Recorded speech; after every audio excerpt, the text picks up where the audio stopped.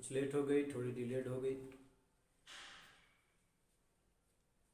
Technical issues आते हैं set करने में। 7:45 पे डिक्लेयर थी बट कुछ डिलेट हो गई। एनीवे चलें, आज की बात शुरू करें। और आज आपसे जो बात हमने लास्ट टर्म पे जहाँ छोड़ी थी वहीं से चर्चा को आगे बढ़ाएंगे। लास्ट टर्म पे बात आपसे जहाँ हमने की थी वो प्रोटोजोअन्स की ही बात थी। जैसा पहले भी मैं आपसे कह चुका हूँ कि अभी हम प्रोटोजोअन्स के पार्ट्स पर डिस्कशन कर रहे हैं, क्योंकि कई वीडियो जो पुराने थे एप्लीकेशन में वो कुछ गड़बड़ थे।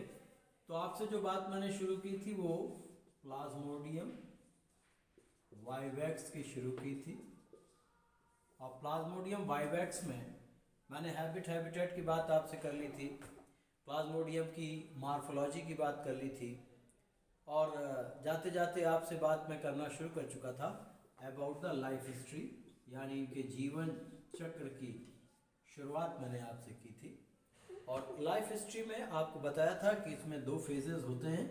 पहला फेज तो कहलाता है एसेक्सुअल साइकिल, यानी लाइफ साइकिल में एसेक्सुअल साइकिल होगी और दूसरी जो साइकिल होगी वो सेक्सुअल लाइफ साइकिल होगी।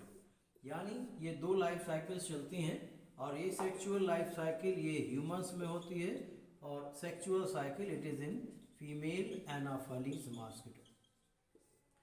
और ह्यूमंस में ये चर्चा आपसे मैंने की थी कि ह्यूमन में इसकी कई साइकिल्स होती हैं, जिनमें सबसे इम्पोर्टेंट साइकिल जो होती है वो आरबीसीज में होती है, और उस साइकिल को हम इसीलिए इरिथ्रोसिटिक साइकिल का नाम देते हैं।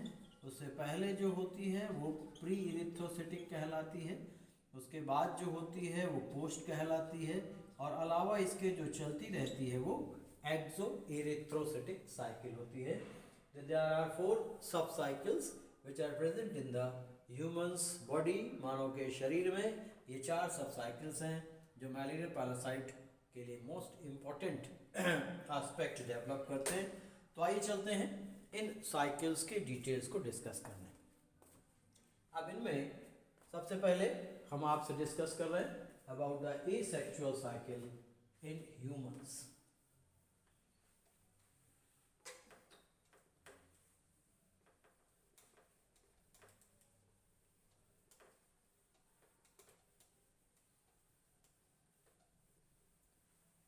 इन्हीं सब साइकिल्स की बात आपसे करनी है। तो पहला पार्ट जो इसका है that is asexual phase in humans. इसकी शुरुआत आपको बता दी थी, इनॉकुलेशन मेथड बताया था कि जो फीमेल मॉस्किटो बाइट करती है उसकी बाइटिंग के साथ जो इन्फेक्शस स्टेज होती है वो उसके सलाइवा में होती है, और वो सलाइवा से ह्यूमंस में प्रवेश कर जाती है, and that infective stage is called the sporozoite. उस स्टेज को हम स्पोरोजोइट्स के नाम से जानते हैं। तो sporozoite is the stage which infects the humans and it begins the cycles called the asexual cycle. ये भी बताया था कि in about half an hour, because जो स्पोरोजोइट्स होते हैं ये थाउजेंड्स की संख्या में बॉडी में जाते हैं सलाइवा में, और धीरे धीरे ये लिवर के सेल्स में पहुंचते जाते हैं और वहाँ पर ये सेटल होते जाते हैं। यानी जो ब्लड लिवर से बाहर आता है उनमें स्पोरोजोइट्स नहीं होते। लगभग आधे घंटे के भीतर जितने भी स्पोरोजोइट्स होते हैं they reaches in the liver cells, और ये जो पीरियड होता है जिसमें सारे के सारे लिवर सेल्स में चले जाते हैं, ये आधे घंटे का टाइम पीरियड होता है लगभग अप्रॉक्सीमेट। और जैसे ही ये स्पोरोजोइट्स लिवर सेल्स में पहुंच जाते हैं they begins a cycle called the pre erythrocytic cycle. इसका मतलब जो साइकिल की शुरुआत होती है that is in the liver cells. तो अब लिवर सेल्स में जो इनकी स्टेजेस हैं, आइए उन स्टेजेस को देखा जाए। जिस फेज की बात, जिस साइकिल की बात हम कर रहे हैं वो साइकिल है प्री इरिथ्रोसिटिक साइकिल। अब अगर हमने कहा कि this is the liver sales, ये लिवर की कोशिकाएं हैं जो कि एक कॉर्ड के रूप में पाई जाती हैं, जैसे एक डोरी नुमा संरचना। लिवर का हिस्टोलॉजी जब आप पढ़ेंगे तो आप पाएंगे कि इनमें जो सेल्स होती हैं they are in the form of liver cord. इस तरीके से लिवर कॉर्ड के रूप में होती है। इन्हें रेडियल कॉर्ड्स भी कहते हैं। ये लिवर की सेल्स हैं। अब इन लिवर की सेल्स के बीच में आपने ये भी पढ़ा होगा कि इनके बीच में जो ब्लड होता है वो स्पेसेस में पाया जाता है। अब ब्लड स्पेसेस को इसीलिए हम एक स्पेसिफिक नेम देते हैं, इन्हें सिनुसॉइड कहते हैं। अब क्योंकि प्लाज्मोडियम का स्पोरोजोइट ब्लड के थ्रू पहुंचता है, इसीलिए जो स्पोरोजोइट्स हैं they reaches in the liver cell through the sinusoid. अब सिनुसॉइड के थ्रू लिवर की सेल्स में पहुंचेगा एंड इट विल इन्फेक्ट, और ये इन्फेक्ट करेगा लिवर की सेल्स को, जिसके लिए इसका स्ट्रक्चर मॉडिफाइड है। ऐसी स्पेसिफिक बॉडी अगर आपको याद हो मैंने दिखाई थी, एक की लाइफ साइकिल दिखा रहा हूं, but numerous sporozoites, thousands of sporozoites, they are infecting the thousands of cell, यानी हजारों की संख्या में स्पोरोजोइट्स गए हैं और लिवर में भी हजारों की संख्या में ये लिवर की कोशिकाओं को प्रभावित करते हैं। और उसी कोशिका के भीतर ही एक के बाद दूसरी, दूसरे के बाद तीसरी अवस्थाएं विकसित होती जाती हैं। यहाँ रिप्रेजेंटेशन के लिए जरूर हम यहाँ पर दिखा रहे हैं कि स्पोरोजोइट इज एंटरिंग, ये स्पोरोजोइट भीतर प्रवेश कर रहा है, ये आपको समझाने के लिए है, ये इसके भीतर प्रवेश कर रहा है। स्पोरोजोइट इज एंटरिंग, ये स्पोरोजोइट भीतर शरीर के प्रवेश कर रहा है, it is entering inside the liver cells and then it will, यहाँ जाकर के it will get the food. अब इसको कुछ भोजन मिलना है, it will feed and grow. अब इसी सेल में जाएगा, इसी में गया, इसी में ग्रो करेगा। लेकिन हम इसको अक्सर यहाँ दिखा रहे हैं जहाँ एंट्री कर रहा, अब यहाँ ये ग्रोथ इसकी हो गई। तो जो स्पोरोजोइट से नेक्स्ट स्टेज डेवलप होती है, दैट स्टेज इज कॉल्ड, उस अवस्था को हम क्रिप्टोजोइट स्टेज कहते हैं।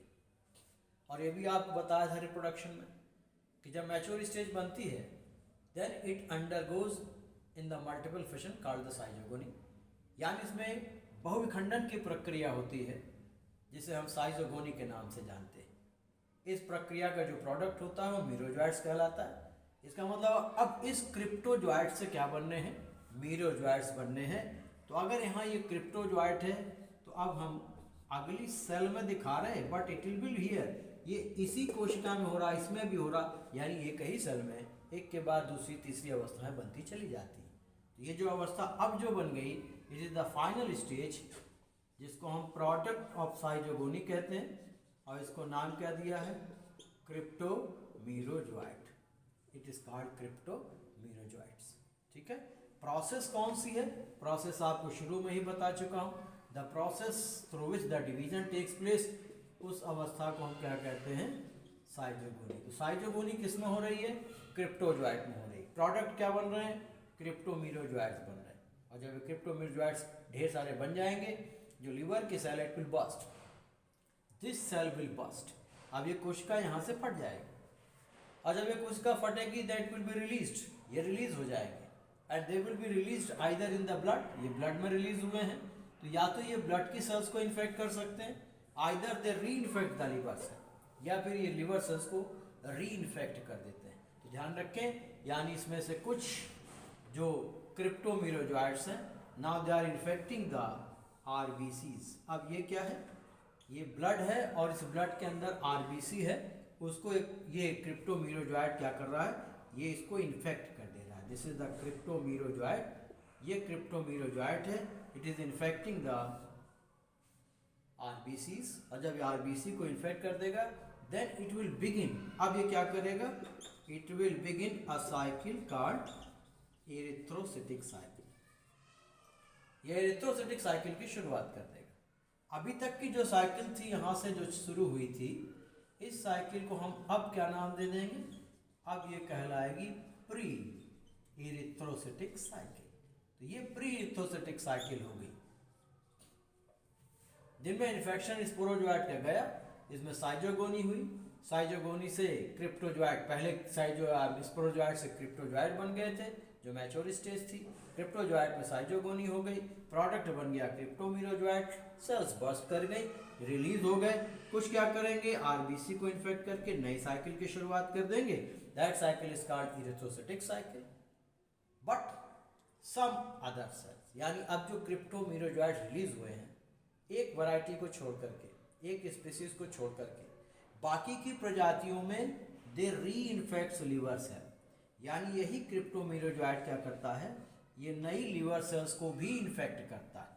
यानी क्रिप्टोमिरोजॉइट इधर आरबीसी में गया, वहां जाकर के इसने इरिथ्रोसाइटिक साइकिल की शुरुआत की, और यही क्रिप्टोमिरोजॉइट ये नई आरबीसी की सेल्स में गया, नई लिवर की सेल्स में गया, और वहां उसने जो साइकिल की शुरुआत की वो साइकिल कहलाती है एक्सो erythrocytic cycle.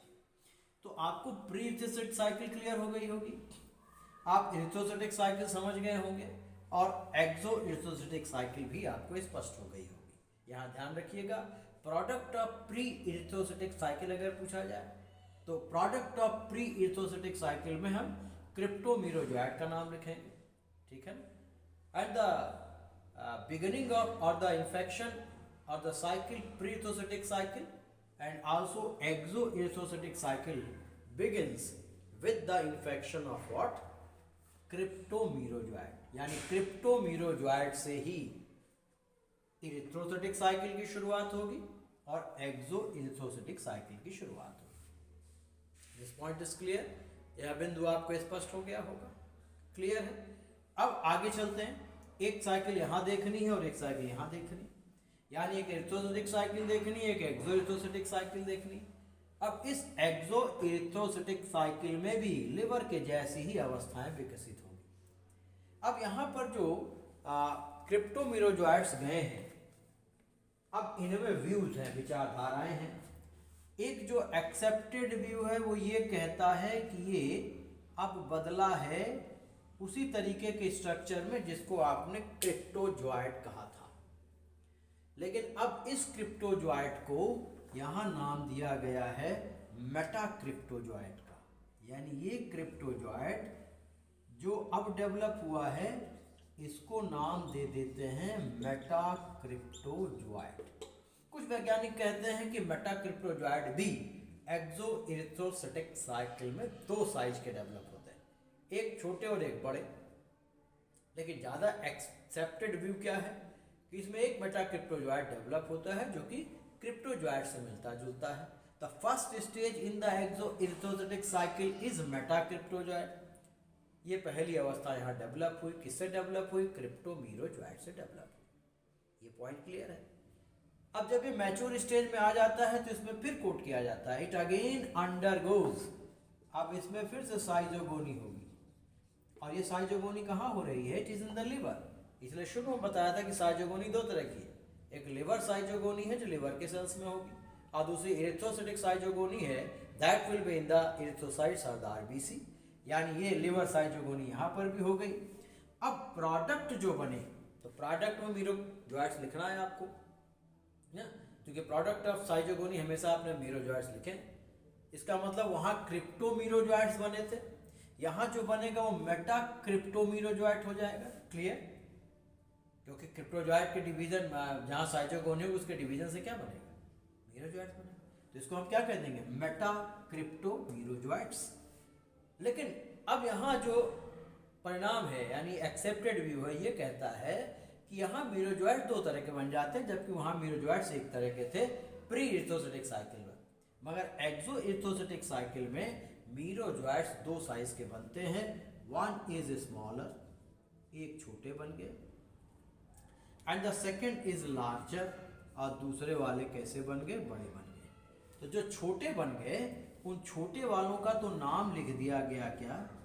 Micro meta crypto मिरोजॉइट्स, क्योंकि छोटे माइक्रो लगा दिए, और जो बड़े हैं they are called macro meta crypto merozoites which are larger one. तो बड़े वालों का नाम दे दिया गया macro meta crypto merozoites. Again this cell will burst. अब यह कोशिका फिर फट जाएगी, एंड व्हेन इट बर्स्ट, अगर ये फट जाएगी, this micro meta crypto merozoites it reinfects RBC, यानी ये अब इरिथ्रोसाइटिक सेल को इन्फेक्ट करेगी। एक तो क्रिप्टोमिरोजॉइट्स थे जो आरबीसी में गए थे, और दूसरे कौन चले गए? Micro meta cryptomerozoites. याद रखिएगा, क्रिप्टोमिरोजॉइट्स बिगिंस इरिथ्रोसाइटिक साइकिल लिखा जाता है, ऐसा शुरुआत की, and micrometa cryptomerozoites it continues erythrocytic cycle. Cycle की शुरुआत नहीं करता, मगर जो साइकिल चल रही है उसको जारी रखने में मदद करता है। कौन? Micrometa cryptomerozoites. ये पॉइंट क्लियर है? एरिथ्रोसाइटिक साइकिल बिगिंस विद पूछा जाए, आंसर होगा cryptomerozoites are the product of pre erythrocytic cycle. Erythrocytic cycle continues तब होगा product of exo erythrocytic cycle या फिर माइक्रोमेटा क्रिप्टोमेरोजोइट्स। बाकी के जो मीरोजोइट्स हैं जिनको हमने मैक्रोमेटा क्रिप्टोमेरोजोइट्स कहा है, अब ये फिर नई लीवर की सेल्स को इन्फेक्ट करेंगे एंड दे विल कंटिन्यू, और ये कंटिन्यू करेंगे कौन सी साइकिल? एक्सो एरिथ्रोसाइटिक साइकिल। दो पॉइंट क्लियर हो गए।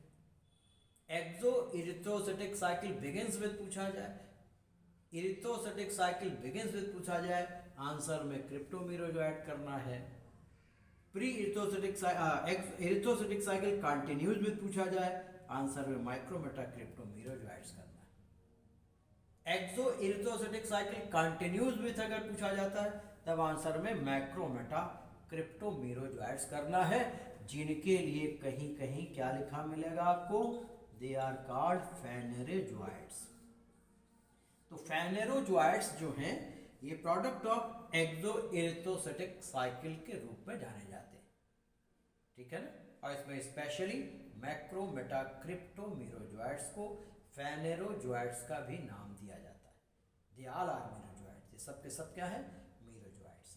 तो दो साइकिल का मामला बिल्कुल क्लियर हो गया, एक प्री एरिथ्रोसाइटिक साइकिल का और एक्सो एरिथ्रोसाइटिक साइकिल का।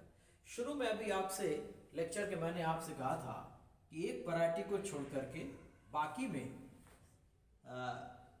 जो इन्फेक्शन होता है वो लिवर सेल्स में भी होता है, किसका? क्रिप्टोमेरोजोइट्स का। जिसमें नहीं होता वो वैरायटी है प्लाज्मोडियम फैलसीपेरम, जिसमें सारे के सारे क्रिप्टोमेरोजोइट्स आरबीसी में जाकर के एरिथ्रोसाइटिक साइकिल को कंटिन्यू करते हैं, ठीक है।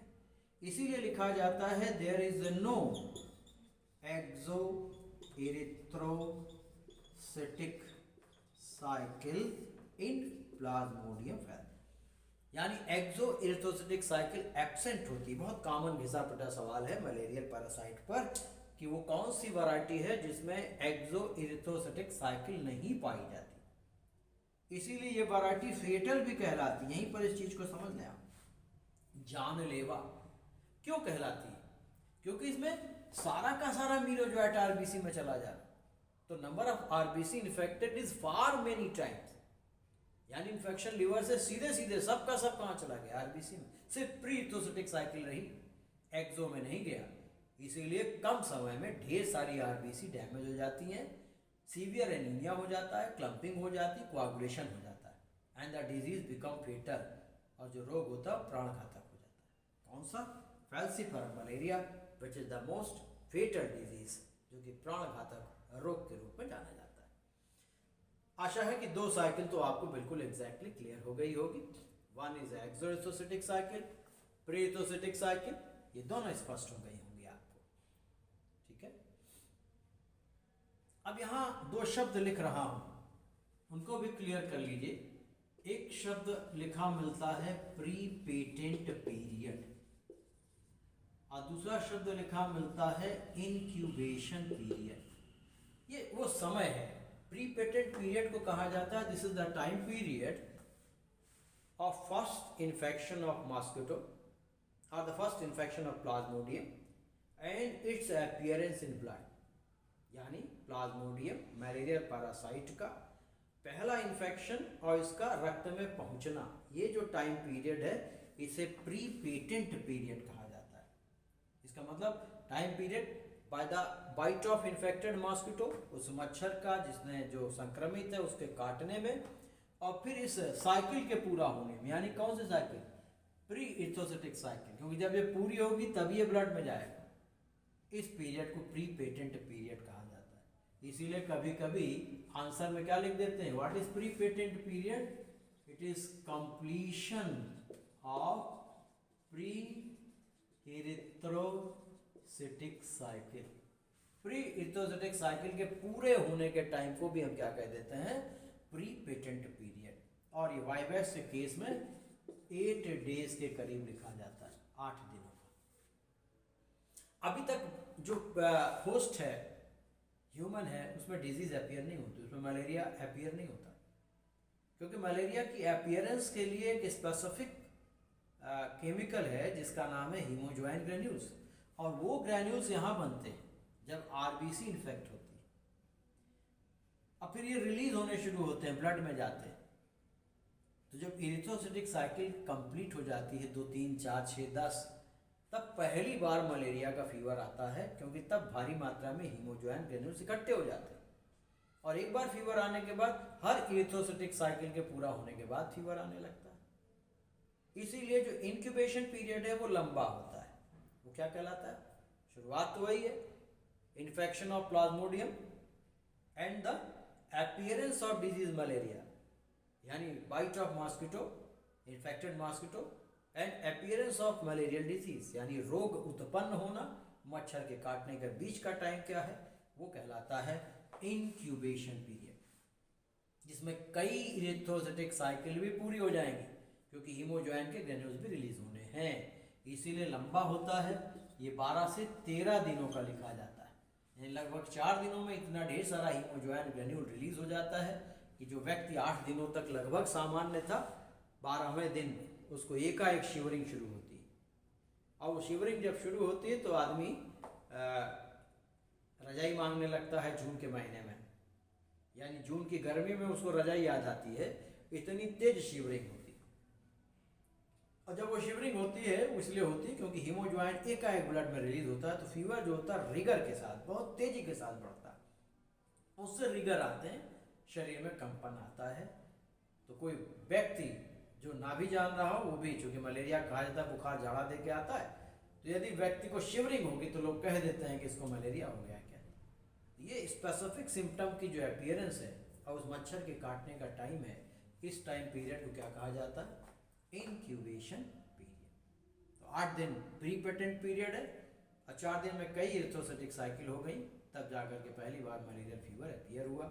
इसीलिए इंक्यूबेशन पीरियड जब लिखा जाएगा तब उसमें क्या कोट कर देंगे? तब कोट कर देंगे कंप्लीशन ऑफ, ये तो है pre erythrocytic and erythrocytic cycles. Pre erythrocytic cycle और इरिथ्रोसाइटिक साइकिल के कंप्लीशन को हम क्या कहते हैं? Incubation period. जबकि प्री इरिथ्रोसाइटिक साइकिल के कंप्लीशन को हम क्या कहते हैं? हम उसको कहते हैं प्री पेटेंट पीरियड। तो कई इंफॉर्मेशन यहाँ आपके सामने बोर्ड पे मैंने क्लियर कर दी हैं, आशा है कि आप समझ गए होंगे। अब आपसे बात करनी है about the erythrocytic cycle and the post erythrocytic cycle. बस 2 साइकिल आपकी शेष है। By the way, somebody is in the class, कुछ लोग हैं क्लास में, बात कर लेता हूँ। अगर शिल्पी जी हैं, सोमपाल कश्यप हैं, अभी हैं क्लास में या क्लास से चले गए हैं? कई लोग हैं, प्रिया तिवारी हैं, शिल्पी हैं, सोमपाल कश्यप, पीएस हैं। कोई प्रॉब्लम तो नहीं है about the videos and the sound? जो भी लोग अगर बाय द वे हैं क्लास में, if they are hearing me, live class में आप कनेक्टेड हैं? Yes Priya Tiwari, yes sir, no problem नहीं है, ठीक है, साउंड वीडियो सब क्लियर है, चलिए ठीक है। ये जितनी चीजें बता दी, 2 साइकिल्स क्लियर हो गई आपको, ठीक है, चीजें क्लियर हो गई इतनी जो आपको बता दी हैं, थिंग्स आर क्लियर।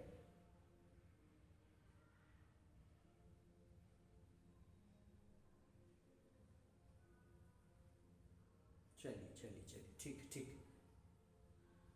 ठीक ठीक, स्पष्ट हो गया। अब आइए जो बाकी की साइकिल बची है उसकी चर्चा आपसे कर लें। इसको मैं मिटा दूंगा, बोर्ड इज स्मॉलर, बोर्ड छोटा है, वरना वो साइकिल भी आपको इसी में ऐड करता, मगर मैं इसको मिटा रहा हूँ और अब आपसे बात करूंगा अबाउट द इरिथ्रोसाइटिक साइकिल। तो यहाँ का ये पार्ट खत्म कर रहा हूँ, इरिथ्रोसाइटिक साइकिल को शुरू कर रहा हूँ।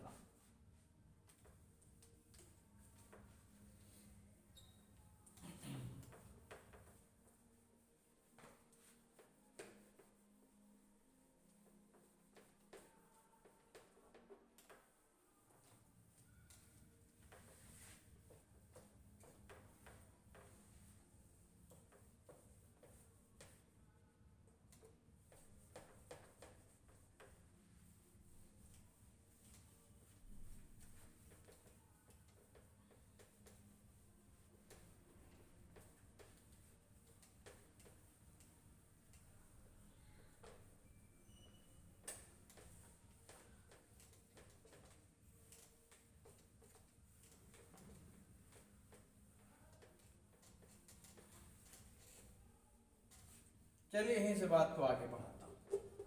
ये दो इन्फेक्टिव स्टेजेस आपके सामने हैं। अब इसी से बात को आगे बढ़ाया जाए। एक को तो आपने जाना ही था कि ये क्या है, ये क्रिप्टोमीरोजोइट्स है। दिस इज क्रिप्टोमीरोजोइट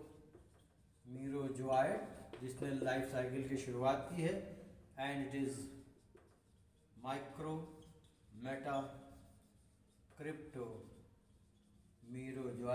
जो साइकिल को कंटिन्यू कर रहा है। अब ये दोनों भी स्टेजेस जब जाती हैं तो आरबीसी में ढेर सारा साइटोप्लाज्म पाया जाता है। तो साइटोप्लाज्म में जाने के वजह से फॉर सम टाइम्स, कुछ देर के लिए, जो मीरोजोइट्स होते हैं वो गायब हो जाते हैं। किस में गायब हो जाते हैं? साइटोप्लाज्म के भीतर, जिसमें हीमोग्लोबिन भरा हुआ है। Then later on they appears by developing a vacuum. कुछ समय के बाद ये अपीयर होते हैं, और जब ये अपीयर होते हैं तो उनके बीच में एक वैक्यूल डेवलप हो जाती है। तो ये जो वैक्यूल डेवलप हुई, इस वैक्यूल की वजह से न्यूक्लियस तो बीच में आ गया और साइटोप्लाज्म इस तरीके से एक रिंग के रूप में इकट्ठा हो गया। अब ये जो अवस्था दिख रही है, ये शुरुआत है इसकी एक स्पेशल स्टेज की, जिसे कहा जाता है सिग्नेट रिंग स्टेज। तो जब प्लाज्मोडियम यहाँ अपीयर होता है, उसी समय पर इसमें एक रिंग लाइक स्ट्रक्चर डेवलप हो जाता है, और जब ये रिंग में ये केंद्रक किनारे की तरफ चला जाता है, it goes on the side, ये किनारे पर चला जाएगा, and then this is called signet ring stage. तब इस अवस्था को हम क्या नाम दे देंगे? हम इसको कह देंगे सिग्नेट रिंग स्टेज। अब नेचुरली इस सिग्नेट रिंग स्टेज के साथ ही आप कह सकते हैं कि अब इसमें जो हीमोग्लोबिन है, उस हीमोग्लोबिन के दो भाग होते हैं, हीम प्लस ग्लोबिन। अब ये जो प्लाज्मोडियम है, it will start feeding of food. अब ये भोजन को ग्रहण करेगा और उस भोजन में ये ग्लोबिन की फीडिंग करेगा, और जब ये ग्लोबिन की फीडिंग करता है तो then it releases some toxic material. तो जब ये कुछ टॉक्सिक मटेरियल भी रिलीज करेगा, तो जो इसका हीम है, टॉक्सिक मटेरियल बाय प्लाज्मोडियम, ये दोनों मिल करके एक ग्रेन्यूल बना लेते हैं, and that granule is called hemozoin granules. इस ग्रेन्यूल को हीमोजॉइन ग्रेन्यूल्स कहा जाता है। तो heme plus toxic material they forms what? Hemozoin granules. खास बात यह है कि जो हीम है, इसमें फेरस आयन पाया जाता है। जैसे इन्फेक्शन होगा, this ferrous is converted to ferric ion. ये फेरस किसमें?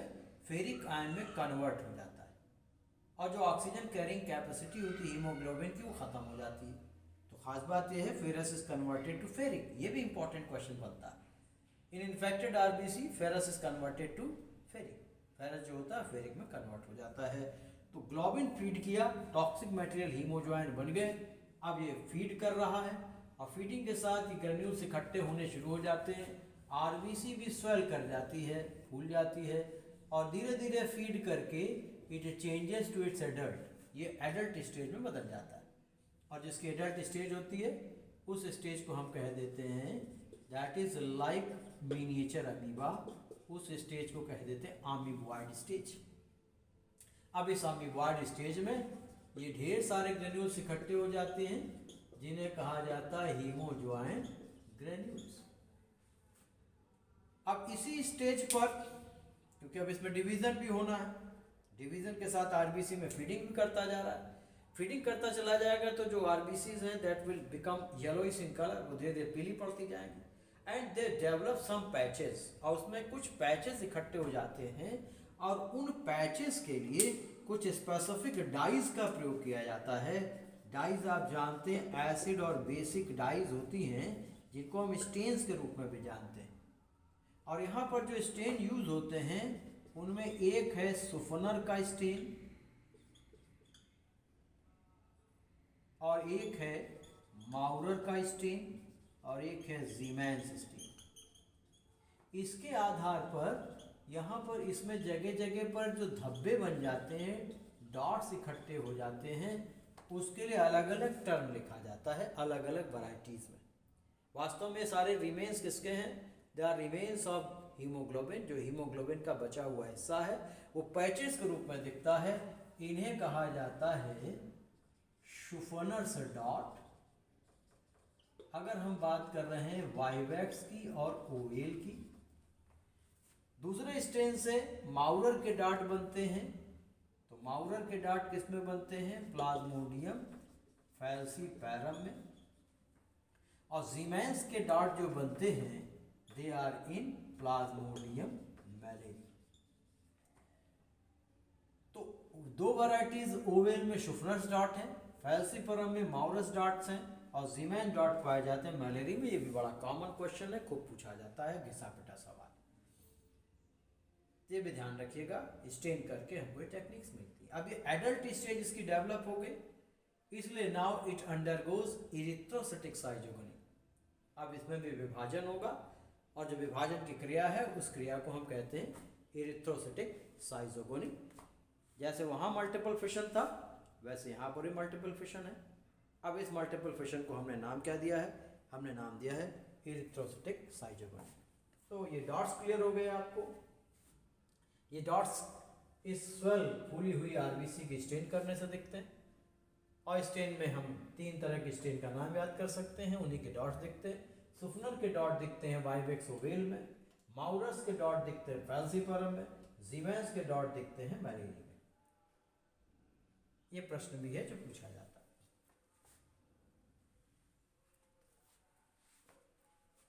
अब आए इसके अगले एस्पेक्ट को देख लें, यानी अब इसमें जो इरिथ्रोसाइटिक साइजोगोनी है उसको दिखा दें आप।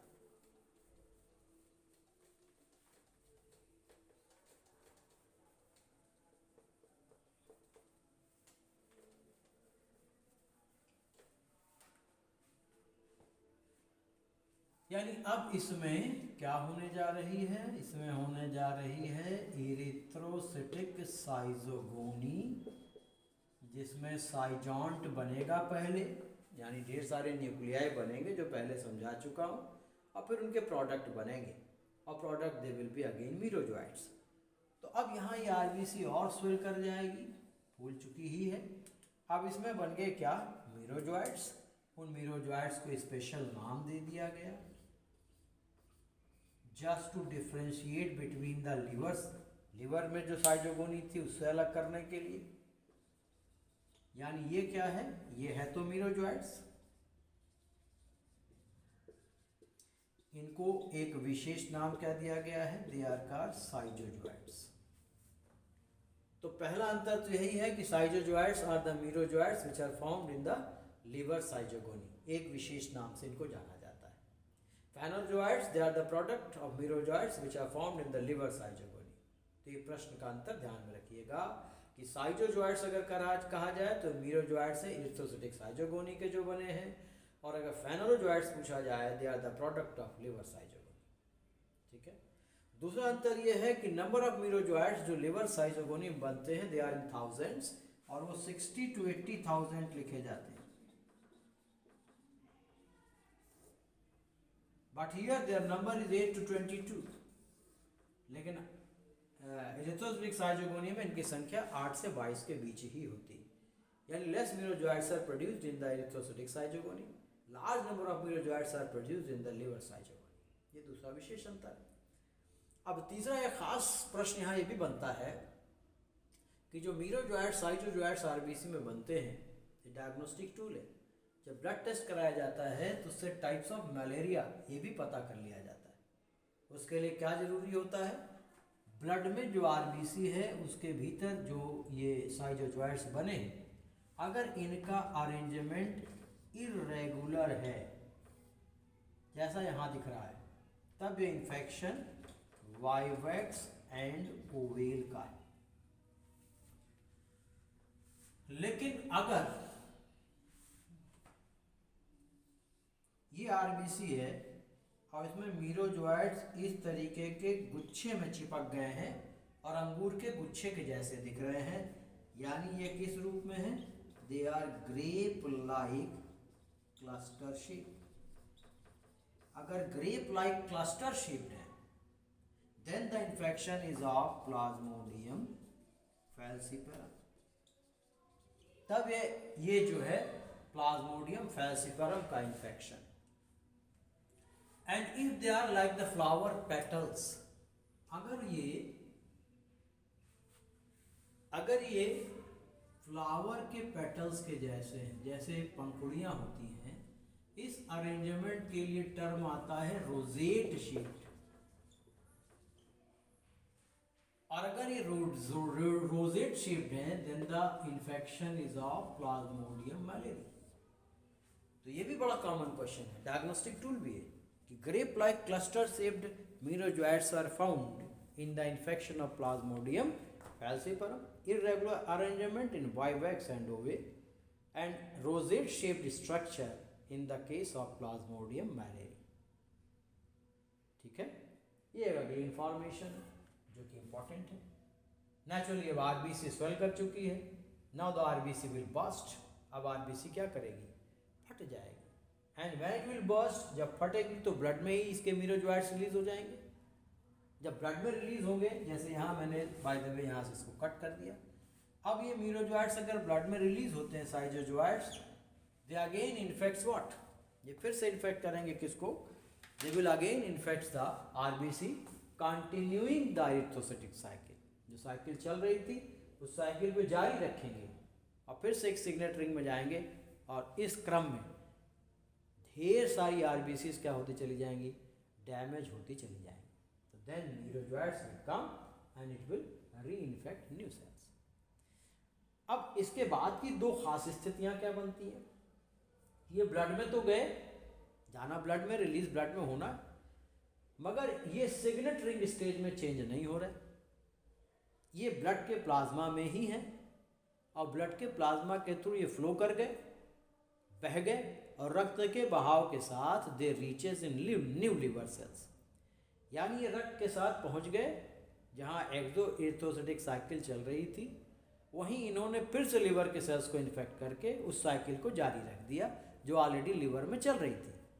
लेकिन अब ये जो इन्फेक्शन लिवर सेल्स का हुआ है वो किससे हुआ है, साइजोजोइट से हुआ है।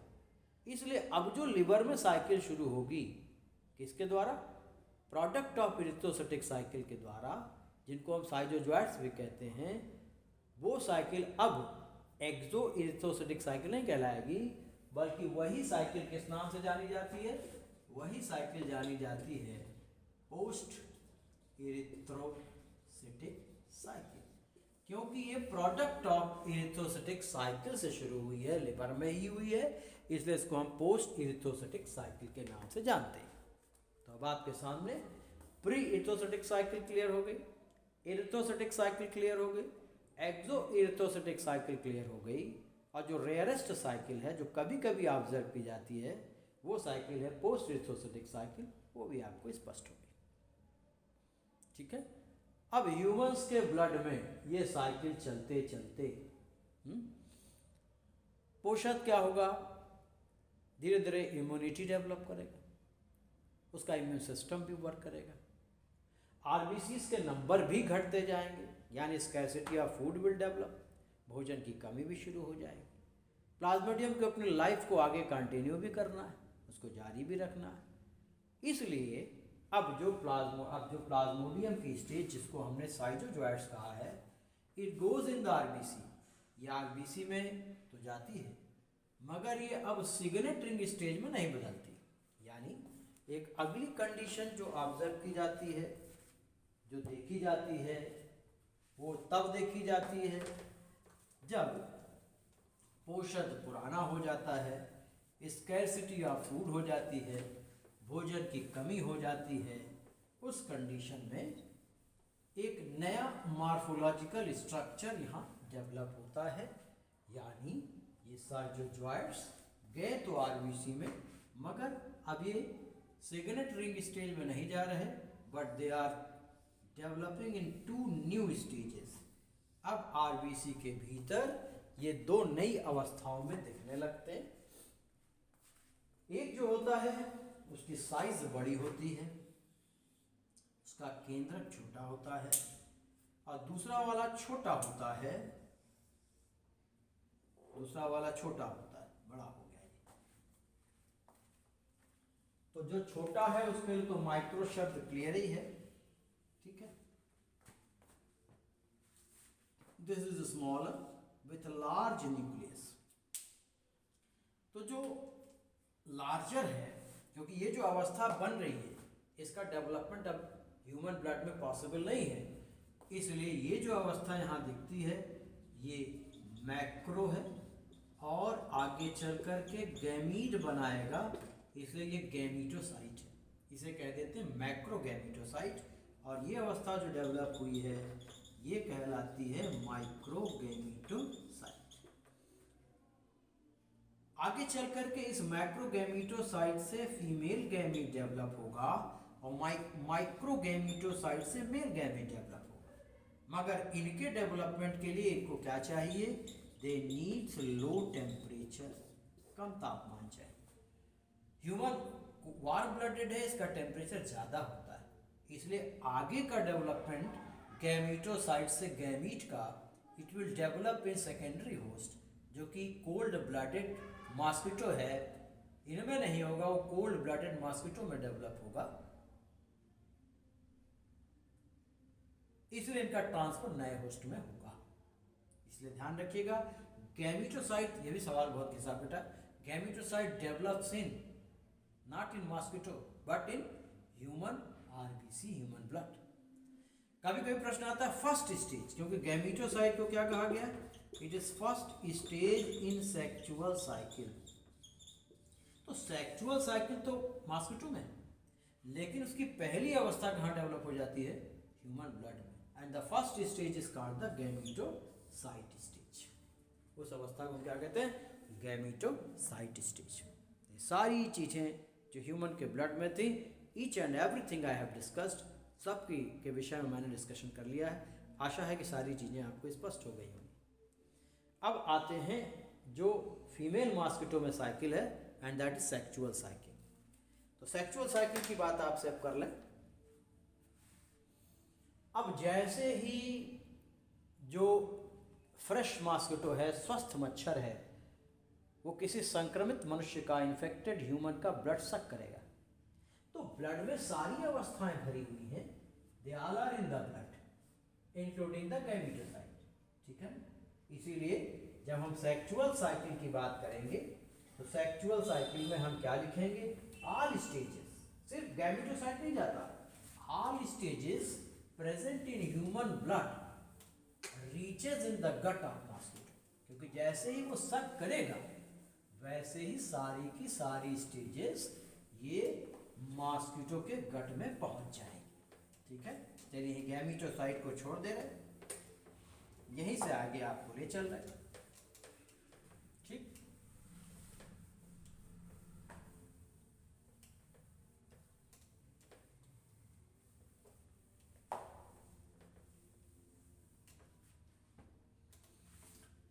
यानी sexual cycle in female Anopheles. अब आपने कहा कि ऑल स्टेजेस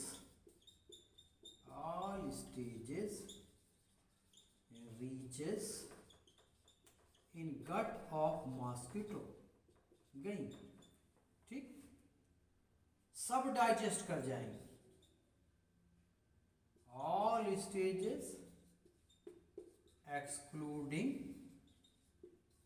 गैमीटोसाइट डाइजेस्ट, सब पच गई, सिर्फ बचे कौन, गैमीटोसाइट, आरबीसी कवरिंग भी डाइजेस्ट हो गई, लेकिन बच कौन गए, अब इस ल्यूमेन में दो स्टेजेस लिविंग ये बच गई।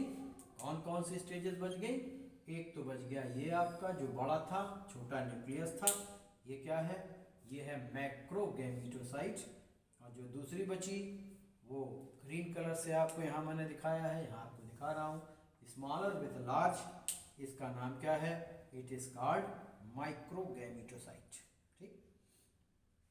तो ये है आपकी माइक्रो गैमीटोसाइट और ये है मैक्रो गैमीटोसाइट, ल्यूमेन में कैविटी में है। अब इनका फर्दर डेवलपमेंट होगा, यानी अब इनमें होगी गैमीटोजेनेसिस। और यहीं पर आपको अंतर समझा चुका हूँ कि यहाँ गैमीटोजेनेसिस में माइटोटिक डिवीज़न होते हैं, इसलिए मैक्रोगैमीटोसाइट का न्यूक्लियस कैसे डिवाइड करेगा, न्यूक्लियस डिवाइड्स माइटोटिकली। ये दोनों में यही स्थिति होगी। लेकिन जो फीमेल गैमीट डेवलप होना है उसमें प्रोडक्ट में ज़्यादा अंतर नहीं होता, सिर्फ फीमेल गैमीट में एक गड्ढा विकसित हो जाता है, एक फरो डेवलप हो जाती है, जिसे कह देते हैं कोन ऑफ रिसेप्शन। लेकिन जो मेल गैमीट है यानी माइक्रोगैमीटोसाइट है, इसमें सबसे पहले 6 से 8 न्यूक्लियाई डेवलप हो जाते हैं। और जो 6 से 8 न्यूक्लियाई डेवलप होता है, फिर जितने न्यूक्लियाई डेवलप होंगे उतनी ही बाहर की तरफ ऐसे फ्लैजेलर प्रोसेसेस निकल आती हैं। सपोज यहाँ हमने 8 दिखाया है, तो ये इस तरीके से 1 2 3 4 5 1 2 3 4 5 6 7 देन 8, ये इस तरीके से बाहर की तरफ जो उभार बने हैं, इस क्रिया को एक नाम भी दिया गया है, इसे कह देते हैं एक्स फ्लैजिलेशन। तो जितना न्यूक्लियस उतना फ्लैजिलर प्रोसेस बाहर की तरफ निकलेगी। न्यूक्लियस पहले इनके बेस पर ये सेटल हो जाएंगे और फिर धीरे धीरे कहाँ चले जाएंगे, इन प्रोसेसेस के अंदर चले जाएंगे यानी भीतर, और फिर ये साइड से यहाँ से टूट करके सब अलग हो जाएंगे। और जब ये अलग हो जाएंगे then they will develop the female gamete. इस तरीके से इसमें क्या डेवलप हो जाएगा, ये फीमेल गैमीट डेवलप हो जाएगा। यानी ये तो आपने कहा this is the female gamete and this is the male gamete, sorry male gamete develop हो जाए। कितने मेल गैमीट डेवलप होंगे, 6 to 8 मेल गैमीट, ठीक है, क्लियर। अब इसके बाद इनका इसके साथ फ्यूजन होगा और एक कंप्लीट फ्यूजन होगा, जिसको हम क्या कहेंगे, सिंगैमी। जो गैमीट बने हैं ये हैप्लॉइड हैं, क्योंकि इनमें सारी अवस्थाएं हैप्लॉइड होती हैं, यही 4-5 अवस्थाओं को छोड़ करके, इसीलिए एक्सेप्शन है यहाँ पर। यहाँ पर जायगोट बनने के बाद मियोसिस होती है, इसके पहले की क्लास में वीडियो में आपको मैं समझा चुका हूँ। तो अब इसका रिजल्ट क्या देखेंगे कि आपने कहा कि ये मेल गैमीट है। अब इस मेल गैमीट में जो गड्ढा था यानी जो फरो थी, जिसको हमने कोन ऑफ रिसेप्शन कहा था, उस कोन ऑफ रिसेप्शन से ही ये मेल गैमीट इसके भीतर मेल गैमीट के अंदर जा रहा है, and the result is formation of diploid zygote. अब ये बन गया, क्या बन गया, डिप्लॉयड जाइगोट बन गया। अब ये जाइगोट क्या करेगा, it will change its shape, अब इसकी आकृति बदल जाएगी। अब ये भी इस तरीके का स्पिंडल की आकृति का हो जाएगा, और जब ये स्पिंडल शेप्ड स्ट्रक्चर में बदल जाएगा, इसके अंदर माइक्रोट्यूब्यूल्स भी डेवलप हो जाएंगे साइटोप्लाज्म में। इस वजह से इसमें मोटिलिटी आ जाएगी। तब इसी जाइगोट को हम ऊकाइनिट या वर्मीक्यूल कह देंगे। और ये ख़ास बात है कि इसका जाइगोट मोटाइल है, ये रेयर फेनोमेना है। जाइगोट यूजुअली मोटाइल नहीं होते, but here it is motile zygote. इस मोटाइल जाइगोट की वजह से इसको आपको याद रखना है, it will develop in motile zygote. इससे एक मोटाइल जाइगोट डेवलप हो रहा है और ये रेयर घटनाक्रम है। अब ये ऊकाइनिट जो रेयर स्ट्रक्चर डेवलप हुआ है, किस में डेवलप हुआ है, it is in the lumen, उस गुहा में जहाँ भोजन जाता है वहीं डेवलप हुआ है। अब इस गैमीट या ऊकाइनिट से आगे की स्टेज देखें, इधर आपको दिखा, जैसे वो डिप्लॉयड जाइगोट था तो ये मोटाइल जाइगोट भी कैसा है, डिप्लॉयड है। अब ये क्या करेगा, इधर आते हैं, ये हमने आपको वॉल दिखा दी, this is the wall of mosquito, ये दीवार है और ये ल्यूमेन है, इसमें ही ये जाइगोट डेवलप हुआ है। चलिए कलर आपको रेड दिखाया तो रेड से ही शो कर दें, ये जाइगोट एक नहीं होगा, ये ढेर सारे ऐसे जाइगोट्स होंगे। अब ये जाइगोट पेनिट्रेट कर रहा है, यानी इस दीवार को भेदेगा, उसके लिए मॉडिफाइड है, शेप भी बदला हुआ है, मोटाइल भी है, वाइब्रेशंस भी होंगे इसमें। इसलिए अब ये क्या करेगा, जब इसको रप्चर करेगा तब ये प्रवेश कर जाएगा, इट विल एंटर, ये भीतर चला जाएगा। किसके भीतर चला जाएगा? इनसाइड द वॉल, दीवारों के भीतर। और जाने के बाद it will get some food, इसको कुछ भोजन भी प्राप्त होगा। ये बाहर एक कवरिंग डेवलप कर लेगा, गोल आकृति का हो जाएगा। मैं यहाँ पर आपको दो दिखा रहा हूँ, but they will B numerous. ये ढेर सारे ऐसे स्ट्रक्चर्स हैं जो विकसित हो जाते हैं। ये जो स्ट्रक्चर अब दिखाई पड़ रहा है, ये मॉस्किटो की आउटर वॉल पर होगा। आउटर यानी गट के बाहर जो कैविटी, जो गुहा होती है आर्थ्रोपॉड्स में, मॉस्किटो में, वो हीमोसील कहलाती है। यानी यूजुअली ये स्ट्रक्चर, अगर हम मॉस्किटो के एलिमेंट्री कैनाल को निकाल लेंगे तो बाहर की तरफ इस तरीके के छोटे छोटे से बूंद की जैसी संरचनाएं ढेर सारी दिखाई देंगी। और इन स्ट्रक्चर्स को, ये जो ढेर सारे स्ट्रक्चर्स दिख रहे हैं, इन स्ट्रक्चर्स को एक विशेष नाम दिया जाता है, दे आर कॉल्ड oocyst। तो ये oocyst इसकी आउटर वॉल पर दिख रहा है, ठीक है। ये oocyst भी कैसा है? डिप्लॉयड नंबर का है। अब इसमें अंतिम क्रिया होगी, और वो अंतिम क्रिया क्या है? That is post zygotic meiosis. और इस पोस्ट जाइगोटिक मियोसिस को ही क्या नाम दिया जाता है? इसी को यहाँ हम स्पोरोगोनी के नाम से जानते हैं। अगर आपको रिप्रोडक्शन याद दिलाएं तो रिप्रोडक्शन में मैंने आपको बताया था कि इसमें दो तरह का रिप्रोडक्शन है। एक साइजोगोनी है जो कि ह्यूमंस में होता है, और दूसरा स्पोरोगोनी है जो कि पाया जाता है इन द सेक्सुअल फेज। और ये जो स्पोरोगोनी है, यानी zygotic meiosis is also called sporogony. जैसे प्रोडक्ट ऑफ साइजोगोनी आपको बताया था क्या होती हैं? मीरोजोइड्स। वैसे ही product of sporogony is what? Sporozoites. यानी इससे क्या बन जाएंगे? ढेर सारे स्पोरोजोइड्स। यानी अब इस स्पोरोसिस्ट के भीतर ये फूल जाएगी, इट विल स्वेल। देखिए शो तो कर रहा है। एक वॉल आपको दिखा रहे हैं, इधर भी आप मान लीजिएगा, इस पे भी एक स्पोरोसिस्ट में शो कर पा रहा हूँ। बोर्ड थोड़ा सा छोटा है, आप मुझे आशा है समझ गए होंगे। ल्यूमेन की बात है, इसमें डिवीजन हो गया। अब यहाँ इस डिवीजन से ये ढेर सारे स्पिंडल शेप्ड न्यूमरस स्ट्रक्चर्स जो बन गए हैं, यही स्ट्रक्चर क्या कहलाता है? It is called sporozoites. इसी संरचना को क्या नाम दिया जाता है? स्पोरोजोइड्स। तो आप समझ गए कहाँ से कहानी चली। ये जाइगोट बन गया डिप्लॉयड, यूकाइनेट ये भी डिप्लॉयड, मोटाइल जाइगोट ल्यूमेन के अंदर। सब कुछ किसके अंदर था? ल्यूमेन के अंदर था, कैविटी में था। पेनिट्रेट किया, फूड मिला, गोल हो गया, बाहर कवरिंग डेवलप हो गई, और इस स्ट्रक्चर को क्या नाम दिया गया? इसको कहा गया oocyst। और फिर ये oocyst जो होते हैं, इनमें पोस्ट जाइगोटिक मियोसिस, जिसको स्पोरोगोनी कहा जाता है, ये होती है। And the product of sporogony are what? Sporozoites. वो क्या कहलाते हैं? स्पोरोजोइड्स के नाम से हम जानते हैं। और अल्टीमेटली क्या होगा? It will burst. अब जो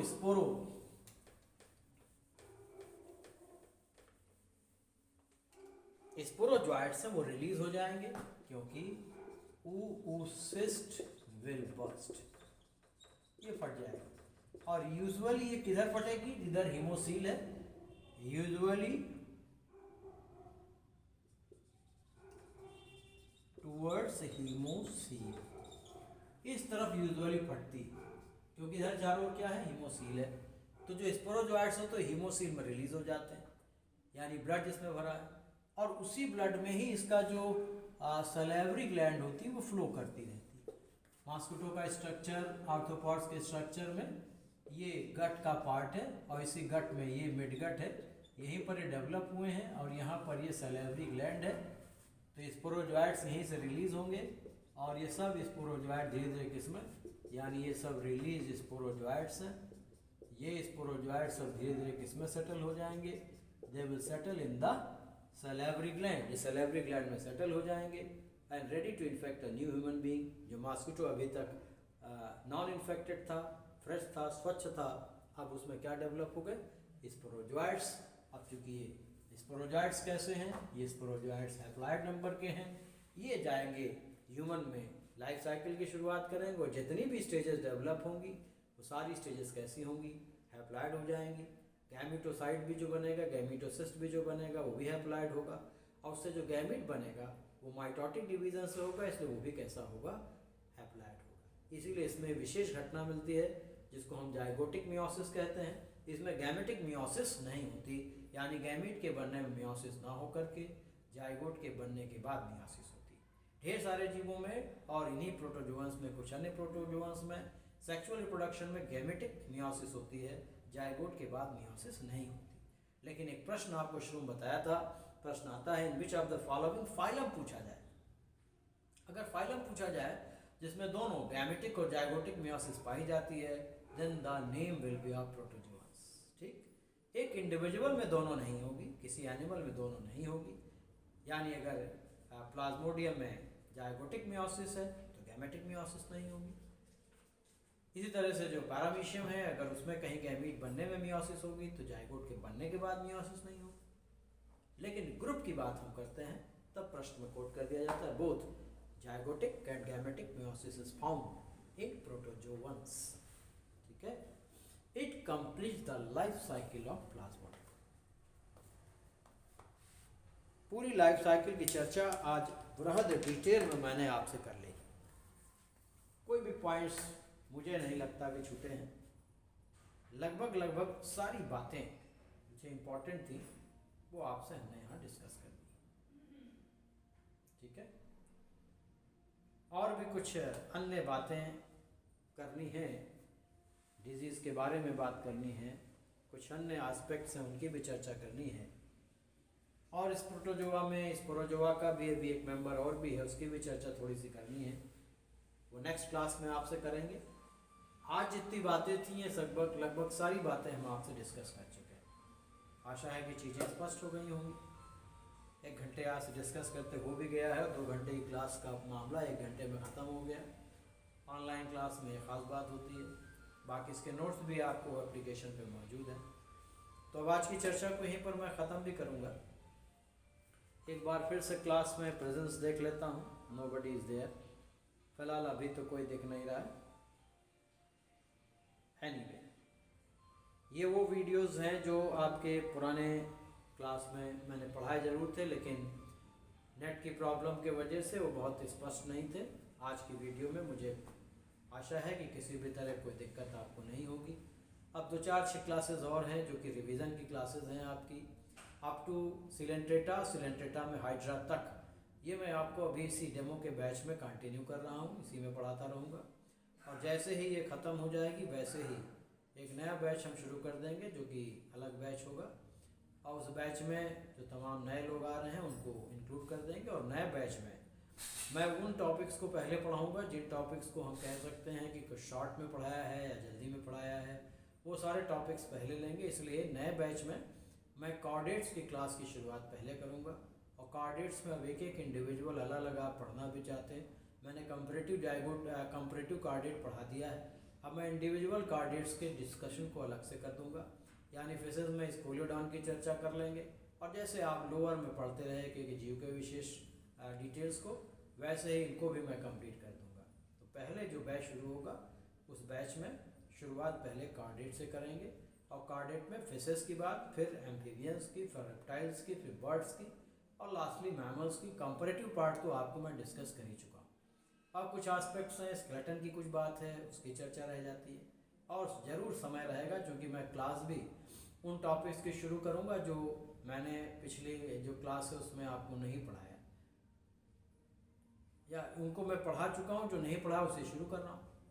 इसलिए मेरे पास टाइम रहेगा और मैं अदर टॉपिक्स पर भी डिस्कशन ज़रूर करूँगा, जिसमें जेनेटिक्स का कुछ पार्ट है और कुछ इकोलॉजिकल पार्ट्स हैं, वो सारी बातें ज़रूर आपसे डिस्कस होंगी।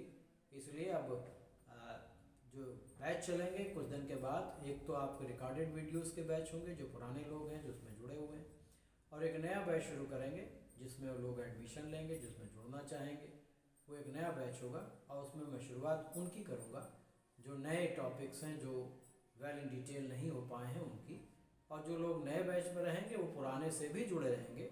ऐसा नहीं होगा कि उस बैच की वीडियोस को ना देख पाए।